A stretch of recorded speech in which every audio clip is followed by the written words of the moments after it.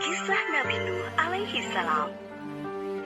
Setelah Nabi Idris alaihi salam wafat, sedikit demi sedikit iman masyarakat mulai menipis.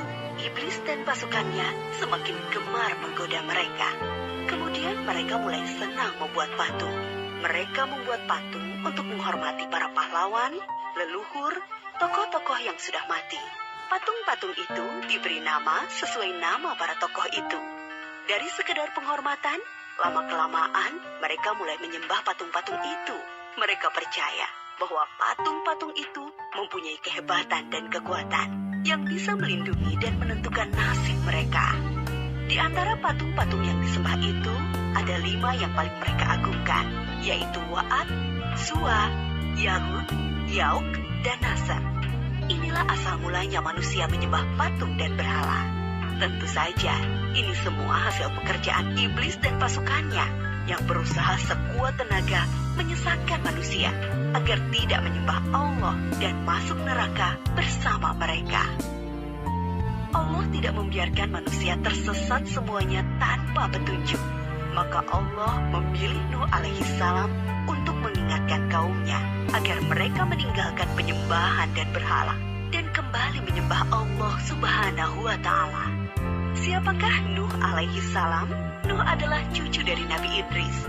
Fisiknya kuat, terbukti dari umurnya yang sangat panjang, sekitar 1000 tahun. Hatinya mulia dan sabar luar biasa. Pikirannya juga sangat cerdas, rendah hati, soleh, dan taat kepada Allah. Nabi Nuh adalah Rasul Allah Subhanahu wa Ta'ala yang pertama. Sebelumnya, Allah hanya mengangkat nabi-nabi saja. Mulailah Nabi Nuh berdakwah kepada kaumnya. Nabi Nuh mengajak mereka untuk memohon ampun atas dosa-dosa mereka dan kembali menyembah Allah agar tidak terkena azab dari Allah. Sangat tekun Nabi Nuh mengajak kaumnya dengan berbagai cara, dengan terang-terangan di hadapan banyak orang, dengan diam-diam mendatangi seorang demi seorang, berulang-ulang, siang dan malam, selama kurang lebih 950 tahun lamanya. Tetapi sedikit sekali yang mengikuti seruan Nabi Nuh. Kebanyakan dari pengikutnya ini adalah orang miskin dan pekerja kasar. Jumlahnya sekitar 80 orang. Yakni sebagian besar kaumnya tidak mau mengikuti ajaran Nabi Nuh. Mereka bersikap angkuh dan sombong dengan menutup rapat-rapat telinga mereka jika Nabi Nuh mulai berbicara untuk mendakwahi mereka. Bahkan mereka menantang Nabi Nuh agar mendatangkan azab yang diancamkan oleh Allah Subhanahu wa Ta'ala.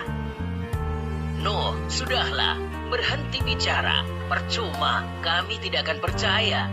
Sekarang begini saja, datangkan azab itu pada kami jika kau memang benar.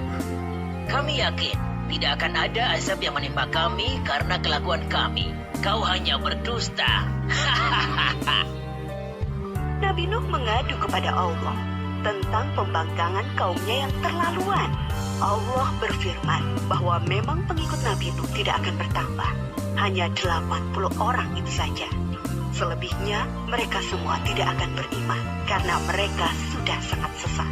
Setelah jelas ketetapan Allah bahwa orang-orang itu tidak akan beriman, maka Nabi Nuh memohon kepada Allah. Tuhanku, musnahkanlah seluruh orang durhaka itu dari muka bumi. Mereka hanya membuat kerusakan dan melahirkan anak-anak yang durhaka. Kemudian Allah memerintahkan Nabi Nuh untuk membuat kapal yang besar. Pada masa itu ilmu perkapalan belum berkembang dengan baik. Allah mengajarkan ilmu itu kepada Nabi Nuh. Maka Nabi Nuh bersama pengikutnya membuat kapal besar terbuat dari kayu. Kayu itu didapati dari pohon-pohon di hutan di sekitar mereka. Ejekan kaum Nabi Nuh semakin menjadi-jadi. Melihat pembuatan kapal itu terasa aneh bagi mereka.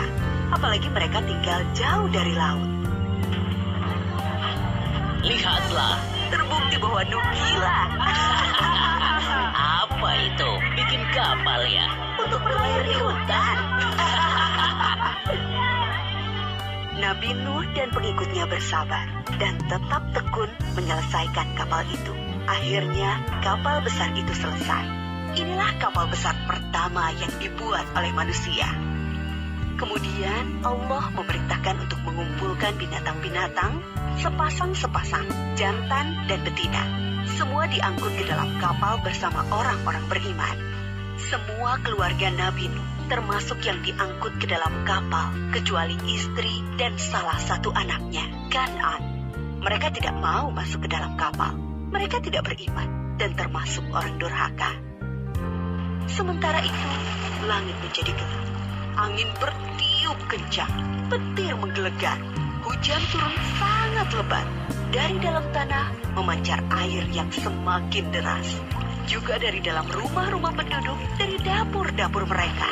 Dengan cepat, air membanjiri bumi. Makin lama makin tinggi, menenggelamkan rumah, pohon-pohon, dan tentu saja orang-orang di luar kapal Nabi Nuh. Ketika Nabi Nuh melihat sekelilingnya dari atas, tampak putranya, Kan'an, sedang menyelamatkan diri dari banjir. Karena kasih sayangnya kepada anaknya, Nabi Nuh berseru, Anakku sayang, masuklah ke dalam kapal ini.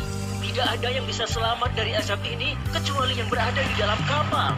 Tidak, ayah. Aku akan memanjat bukit yang tinggi. Pasti aku akan selamat. Tiba-tiba datang gelombang besar, dan Kan'an tidak terlihat lagi. Dia termasuk yang dibinasakan. Nabi Nuh sangat sedih, tetapi beliau menerima keputusan Allah. Di dalam kapal, Nabi Nuh bertasbih, memohon ampun dan berdoa tidak henti-hentinya bersama orang-orang beriman. Setelah beberapa hari, Allah memerintahkan bumi untuk menelan banjir itu. Hujan berhenti, air pun surut masuk ke dalam tanah. Kapal pun berlabuh di daratan lagi. Orang-orang beriman keluar dari kapal dengan tetap bertasbih. Syukur yang tiada terkira. Mereka memulai hidup baru tanpa gangguan orang-orang kafir yang sudah tenggelam, dibinasakan Allah karena kesesatan mereka.